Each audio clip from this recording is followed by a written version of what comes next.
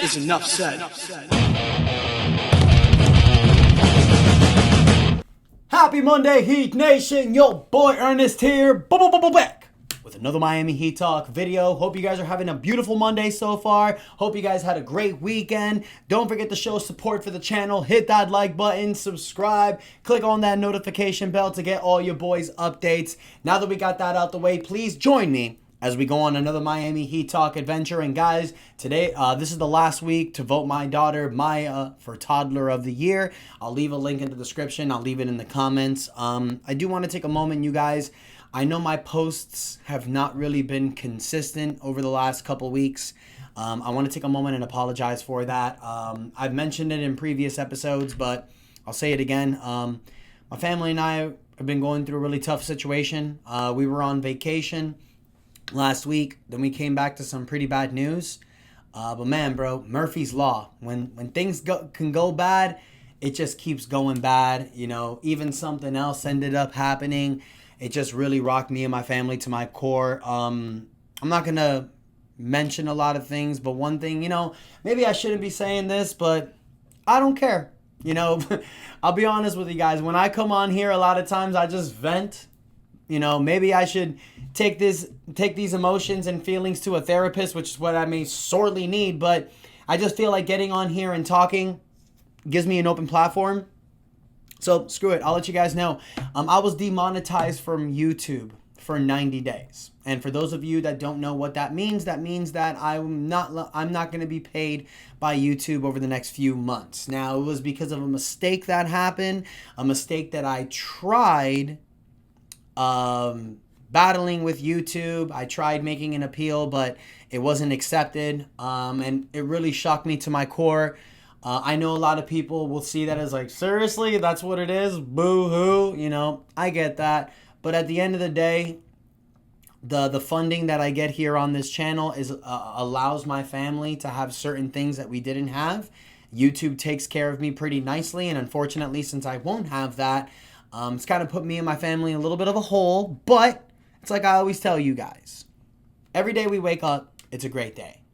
Every day, and we're not dying from a deadly disease in a hospital bed. Every time that we're able to wake up and enjoy this beautiful thing that's called life, we need to accept it. We need to love it. We need to embrace it. And we need to look at things with a glass half full mentality rather than a glass half empty. So I'm choosing, instead of being dramatic and getting all boo-boo face about it, I'm going to flip it the other way. I'm going to use this opportunity to do different things. I'm going to use this opportunity to spend more time with my family. And that's what I was doing over the weekend, you guys.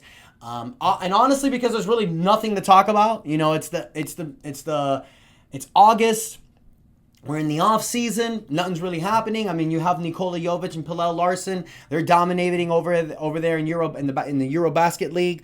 One thing I did want to talk about, you guys, getting to Miami Heat basketball action, and I am so excited for the Miami Heat to be back in 2 months, you guys. I am just itching. I am scratching. I am clawing. I cannot wait for NBA season to start. And man, Coach Spoelstra got me excited, you guys, because Erik Spoelstra, he was talking to the South Florida Sun Sentinel. He was talking to other peoples. You know, he was watching Nikola Jovic and Pallel Larson dominating over there in the Euro League. And Spoelstra said some pretty cool things, man. Spoelstra, and I'll read this quote that Spoelstra said, because they were asking him how the Miami Heat are going to do this season. And he's saying, well, hopefully we're going to be a lot better than last year. We had to really navigate quite a few things during the season, but we did make the playoffs. The playoffs did not go how we wanted it to go, but the league is tough. We pride ourselves on finding a way to compete for a championship every single year. So that's what our standard is. That's what we're aiming to do this year. And I think we have a good group. We have an exciting group of young players like Pallel Larson, and we have experience, and we have that competitive drive that we're looking for. So it's a matter of putting it together and getting it out there and competing for it, end quote. And you know what, guys? That gets me revved up, man, because I think Spo had one of his worst coaching seasons last year. And for a lot of people, and I've seen people on the channel and other channels as well. They're just bashing Spo. They're calling for his job, saying how he's not as good as he once was. Let me remind you guys a few things. First and foremost, the dude is dealing with a divorce. He was dealing with a divorce at the beginning of last year. That's not easy. Let's not also forget that he had unbelievable drama with his best player, Jimmy Butler, last season. There were a lot of times you didn't know if Jimmy Butler was going to be in the lineup. You didn't know if Jimmy was going to be out of the lineup. Jimmy was suspended multiple times. Haywood Highsmith was supposed to start for him. But one thing that we didn't know, all that drama that we were seeing about Jimmy Butler last year, you guys, one thing that wasn't being said, what was going on with Spo and Jimmy? Was their relationship good? Were they going through drama? Was there arguments? There was probably a lot of things that we didn't see. And you saw Spo made some boneheaded ass calls last year, especially that game against Detroit where he calls a timeout when the game is tied and the Heat have no timeouts left. So I'm going to look at that as a bad year. Last year, you guys, the 2025 season was a bad year. Not just because of Spo, but because of the drama with Jimmy Butler, the 10-game losing streak where we went from competing to not being a play-in tournament to being stuck in the 10th place, being 6 games below the 6th seed and then 6 games above the 11th seed where we were just stuck in mediocrity, stuck in the mid. You just couldn't do anything. That was all last year. This year, you guys, it's a new season. You have a team led by Tyler Hero and Bam Adebayo that are waiting to take full reins on this team. Not having Jimmy Butler as that guy anymore. Now that's your team. You also have a lot of young pieces like Khalil Ware, Davion Mitchell, Pallel Larson, Nikola Jovic, Jaime Jaquez, Andrew Wiggins and Norman Powell are here. 2 guys that have championship pedigree. You have young guys like Keyshawn Johnson. You have Simone Fontecchio, who you just traded for. You've re-signed Drew Smith. You have our rookie Kasparas Jonas. You don't know what we're going to be getting from him. Probably a redshirt season, but still, look at what Khalil Ware did last year. Kasparas Jonas was technically a top 10 prospect before he dropped. So I'm really interested in seeing what this Miami Heat team can do next year, but more importantly, I'm really interested in seeing what Erik Spoelstra does with this team.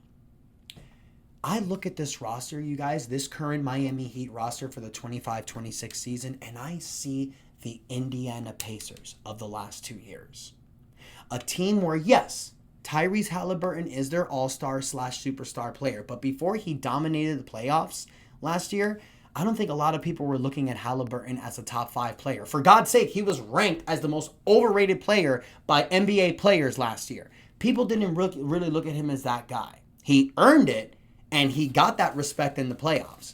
But you look at this Miami Heat team. You look at Halliburton, and you think, Tyler can get to that status. You look at Pascal Siakam, and you think, that's Bam Adebayo.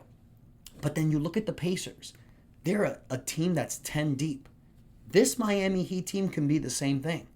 And I'm really interested, you guys, in seeing what Erik Spoelstra develops with this team in training camp.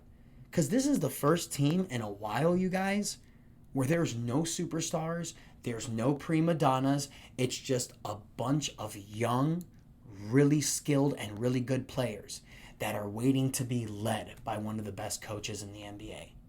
So my closing thoughts, you guys, do I believe that the Miami Heat can win a championship for the 2026 season? Probably not. However, don't sell us short.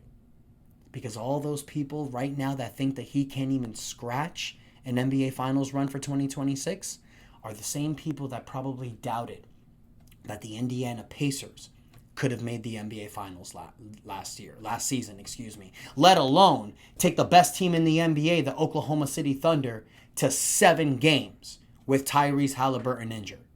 I don't think nobody had that in their bingo cards. So Heat Nation, I want to hear from y'all. I know I haven't cut a video in the last few days, so I wanted to talk about this, but I want to hear from you guys. Do you think that the Miami Heat actually have a chance? And remember, you guys, this is the depleted Eastern Conference. This is an Eastern Conference where Boston is not going to be the juggernaut anymore. You don't know what's going to happen with Milwaukee, with Giannis Antetokounmpo's situation. There's no clear-cut favorites. Yes, you have Cleveland. Yes, you have New York. Yes, Orlando and Detroit got a little better. But nobody is a clear favorite of making the NBA Finals. You can argue Cleveland, But Cleveland got bounced in the second round last year. So you guys let me know your thoughts in the comments. Don't forget to like, share, subscribe because we're pushing to 7,000 subscribers. Thank you guys so much for your continued support. Don't forget to vote my daughter for Toddler of the Year. And until next time, your boy Ernest out, and that is enough said.